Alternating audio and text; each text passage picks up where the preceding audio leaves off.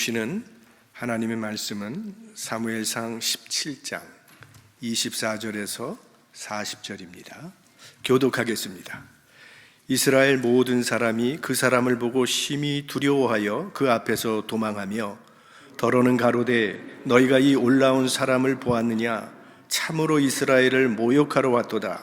그를 죽이는 사람은 왕이 많은 재물로 부하게 하고 그 딸을 그에게 주고 그 아비의 집을 이스라엘 중에서 자유하게 하시리라.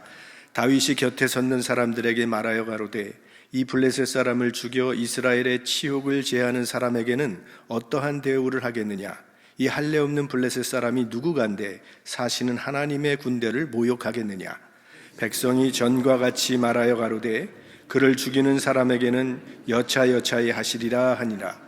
장형 엘리압이 다윗의 사람들에게 하는 말을 들은지라 그가 다윗에게 노를 바라여 가로되 네가 어찌하여 이리로 내려왔느냐? 들에 있는 몇 양을 네게 맡겼느냐? 나는 네 교만과 네 마음의 완악함을 아노니 네가 전쟁을 구경하러 왔도다. 다윗이 가로되 내가 무엇을 하였나이까?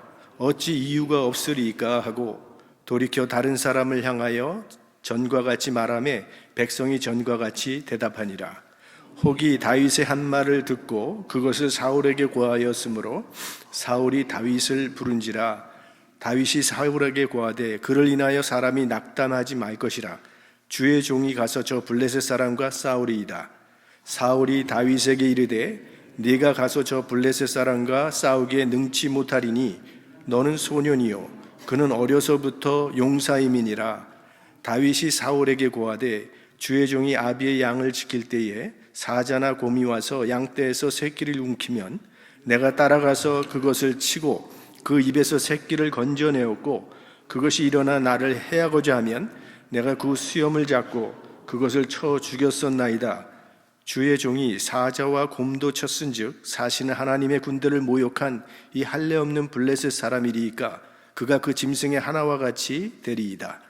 또 가로되 여호와께서 나를 사자의 발톱과 곰의 발톱에서 건져내셨은즉 나를 이 블레셋 사람의 손에서도 건져내시리이다. 사울이 다윗에게 이르되 가라 여호와께서 너와 함께 계시기를 원하노라. 이에 사울이 자기 군복을 다윗에게 입히고 노투구를 그 머리에 씌우고 또 그에게 갑옷을 입히며 다윗이 칼을 군복 위에 차고는 익숙치 못함으로 시험적으로 걸어보다가 사울에게 고하되 익숙치 못하니 이것을 입고 가지 못하겠나이다 하고 곧 벗고 다같이요 손에 막대기를 가지고 시내에서 매끄러운 돌 5을 골라서 자기 목자의 제구 곧 주머니에 놓고 손에 물매를 가지고 블레셋 사람에게로 나아가니라. 아멘.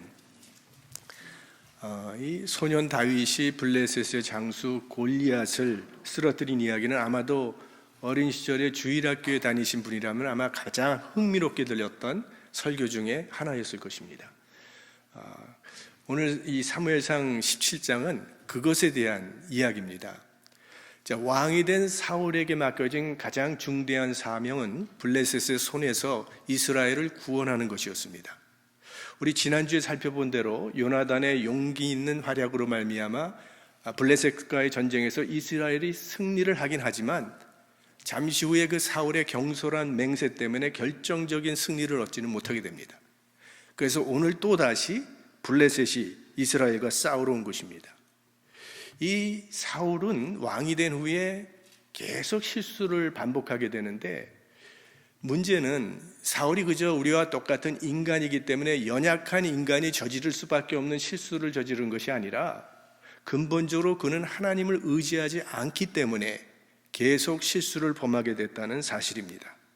그러다가 결국 아주 결정적인 실수를 범하는 것은 하나님께서 아말렉과 전쟁을 할 때 모든 걸 다 진멸시켜버리라고 했는데 사울이 자기 마음에 눈에 좋게 보이는 것은 남겨두고 나머지만 처치해버렸어요.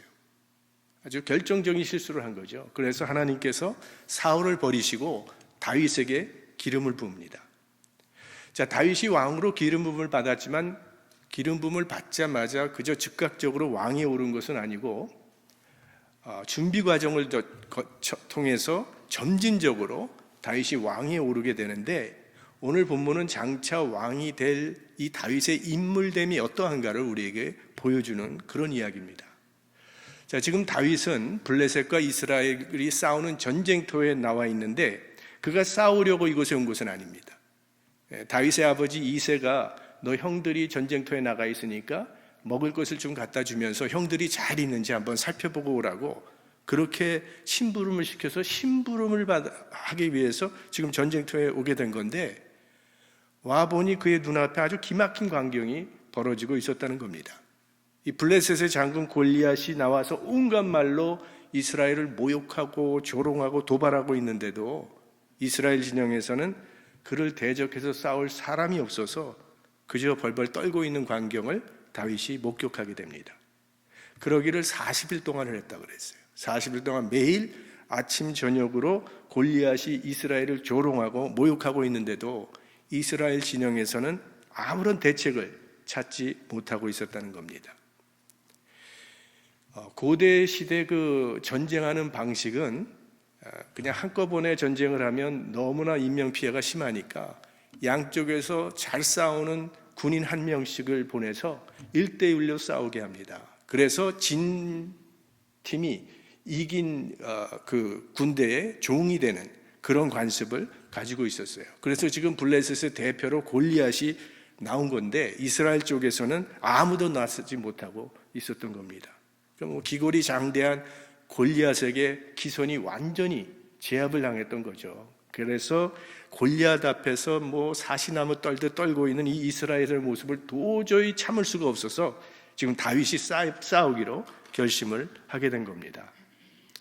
오늘 우리가 본문에 보면 골리앗을 죽이는 자에게 어떤 보상을 해주겠느냐, 어떤 대우를 해주겠느냐고 다윗이 자꾸 묻고 있는 이야기가 나오는데 이거 잘못 생각하면 다윗이 이 보상을 받으려고 싸움을 하는 것 같이 느껴질 수도 있지만 그 질문은 다윗이 골리앗과 싸우겠다고 하는 자기의 의지를 표현하는 것입니다.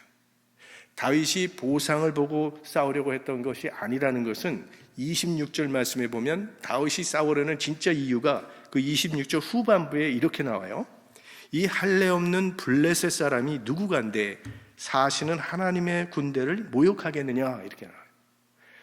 다윗이 뭐라고 얘기하냐면 사시는 하나님의 군대를 모욕하느냐 이렇게 나옵니다. 사울의 군대를 모욕하느냐가 아니라 하나님의 군대를 모욕한다고 말을 해요. 그러니까 골리앗이 이스라엘을 모욕하는 것은 우상 숭배자가 살아계신 하나님을 모욕한 것이라고 봤다는 겁니다. 이스라엘은 하나님의 백성이요, 그러므로 이스라엘을 조롱한 것은 하나님을 조롱한 것이고 따라서 이 싸움은 하나님과 우상 숭배자의 싸움이므로 반드시 하나님께서 승리하실 것이라는 그런 확신을 가졌던 겁니다. 그러니까 지금 다윗은 이 전쟁을 하나님과 우상 숭배자의 전쟁으로 본 겁니다. 이런 믿음의 시각 때문에 다윗이 골리앗과 싸우겠다고 일어선 거죠. 의분이죠. 거룩한 분노가 지금 다윗의 마음에서 일어났다는 겁니다. 자, 이런 믿음에 근거한 담대함은 믿음이 없는 사람에게는 이게 좀 어떻게 허풍으로 무모하게 보일 수밖에 없습니다. 그래서 다윗의 형인 엘리압이 다윗을 책망하는 이야기가 나오죠. 28절인데 장형 엘리압이 다윗의 사람들에게 하는 말을 들은지라 그가 다윗에게 노를 바라여 가로되 네가 어찌하여 이리로 내려왔느냐 들에 있는 몇 양을 네게 맡겼느냐 너는 내 교만과 나는 내 교만과 내 마음의 완악함을 아노니 네가 전쟁을 구경하러 왔도다. 자, 이 엘리압의 책망을 보면요, 이건 사실 동생을 아끼는 마음으로 한 책망이 아니라는 것을 우리가 알 수 있죠. 아주 가혹한 책망을 합니다. 들에 있는 양을 네게 맡겼느냐? 너 참 게으르고 무책임하구나, 이런 뜻이죠. 교만하고 완악하다. 지금 엘리압이 다윗에 대한 평가는 우리가 알고 있는 다윗과는 너무나도 다른 평가를 하고 있습니다. 형이 다윗을 이처럼 혹독하게 책망하는 이유는 아마도 자기가 왕으로 기름 받을 수도 있었는데 그 자리를 다윗에게 뺏겼다는 그런 질투감 때문에 나온 그런 책망이라고 볼 수가 있어요. 그리고 이 책망 속에는 엘리압이라는 사람이 어떤 사람인가 그 사람의 됨됨이를 보여주고 있습니다. 도둑 눈에는 모든 사람이 도둑으로 보인다는 말처럼 내가 무엇을 보고 내가 어떤 말을 하느냐는 내 속마음을 드러내는 겁니다. 그런 말씀을 한번 드린 적이 있는데요. 우리 신약 성서에 예수님이 주신 그 유명한 탕자의 비유에 그 둘째 아들이 아버지의 재산을 받아다가 허랑방탕하게 다 사용하고 다 탕진한 다음에 돌아왔을 때 아버지가 그 아들을 아주 기쁘게 맞아주고 잔치를 벌이면서 송아지를 잡았다 그랬어요. 그때 맏아들이 아버지에게 어떻게 불평을 했습니까?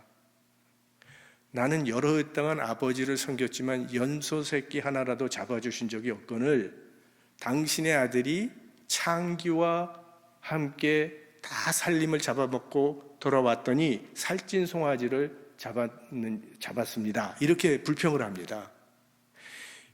이 첫째 맏아들의 둘째 아들에 대한 평가는요, 엘리압의 다윗의 평가랑 굉장히 비슷합니다. 아주 가혹하게 창기와 함께 먹어버린 아들이라고 그렇게 나오고 있는데 성경 어디에도 이 탕자가 창기와 함께 살았다는 구절은 나타나지 않습니다.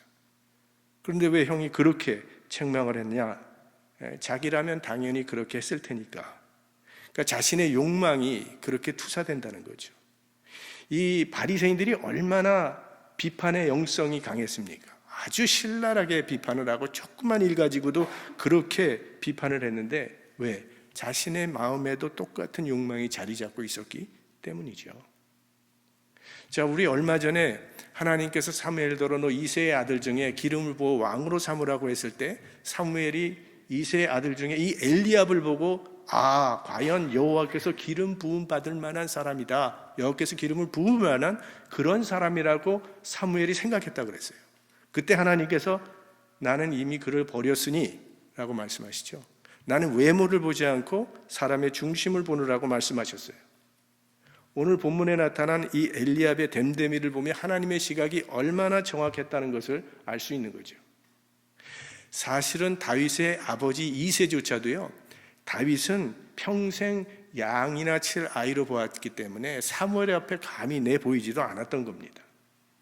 그러니까 다윗은요, 지금 골리앗과 싸우기 전에 먼저 사람들의 평가와 시각을 뛰어넘어야 했어요. 이 사람들의 평가와 여론에 너무 신경을 쓰면 이 중심을 잃어버리게 됩니다. 근데 이 다윗은 다른 사람의 평판에 흔들리지 않는 아주 굳건하고 담대한 마음을 가지고 있었어요. 그 다윗의 담대함은 하나님과의 관계에 뿌리를 둔 겁니다. 하나님과 바른 관계에 있는 사람은 마음이 담대하거든요.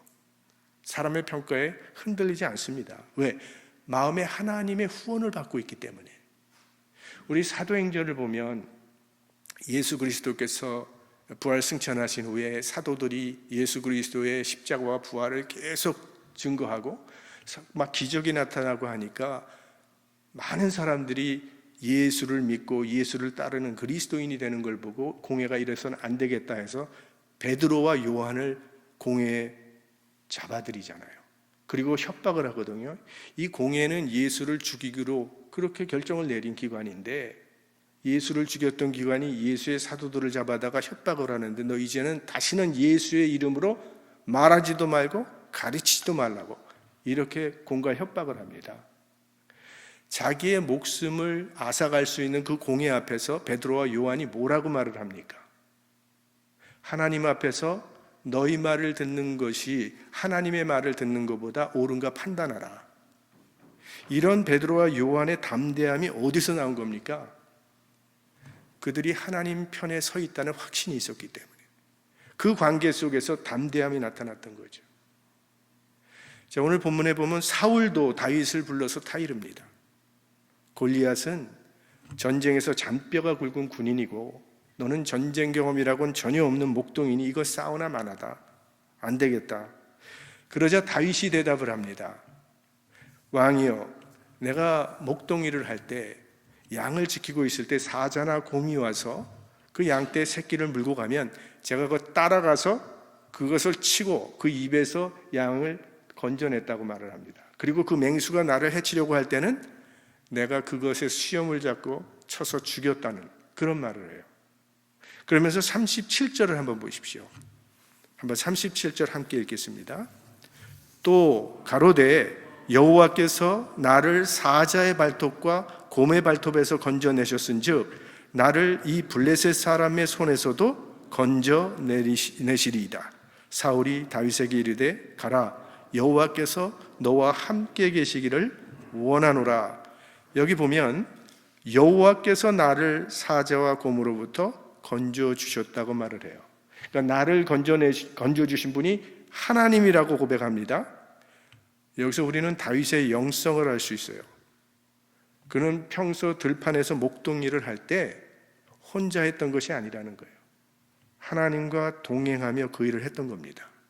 하나님의 도우심을 구하며 싸웠던 거예요.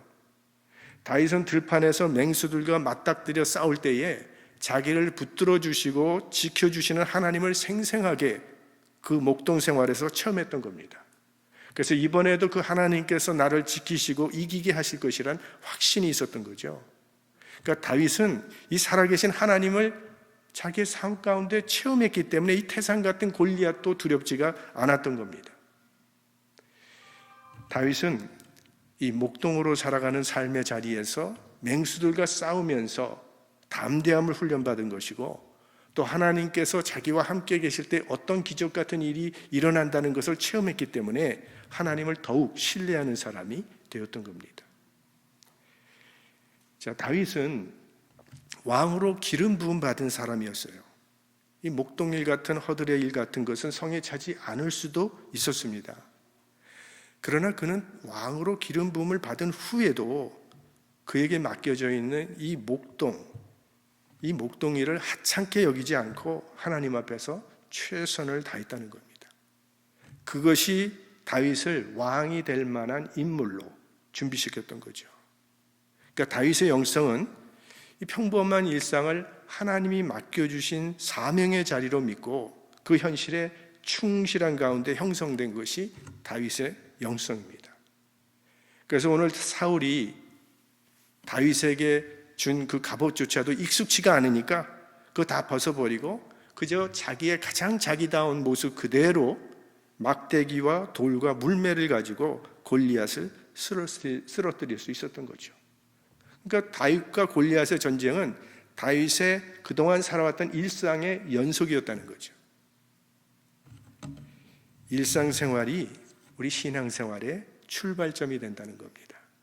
이 작고 평범한 일이지만 다윗처럼 하나님을 섬기는 마음으로 최선을 다하면 그 일을 통해서 하나님의 뜻이 이루어지게 되는 것입니다. 큰 일과 평범한 일이 따로 있는 것이 아니에요. 평범한 일을 하나님을 향한 사랑과 충성으로 감당하면 그 일은 하나님 앞에 큰 일이 되는 것입니다. 일상의 삶 속에서 우리 살아계신 하나님을 체험하며 하나님의 나라를 세워가는 믿음의 사람들이 되시기를 주의 이름으로 축원합니다. 아버지 하나님, 오늘도 말씀 안에서 우리의 믿음을 세워주심을 감사드립니다. 우리가 이 땅을 살아가면서 여러 가지 상황을 만나게 되는데 어떤 상황 속에서도 그 상황에 압도되지 아니하고 하나님을 바라볼 수 있는 믿음의 눈을 갖게 하여 주시옵소서. 지금까지 우리를 인도하시고 지켜주신 그 하나님을 신뢰하는 믿음으로 감당해 나갈 수 있도록 은혜를 베풀어 주시옵소서.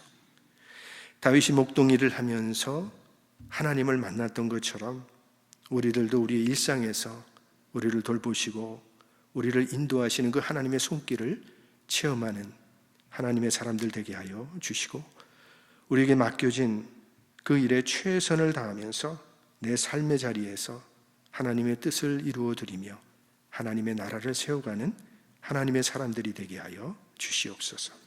예수님의 이름으로 기도드립니다. 아멘.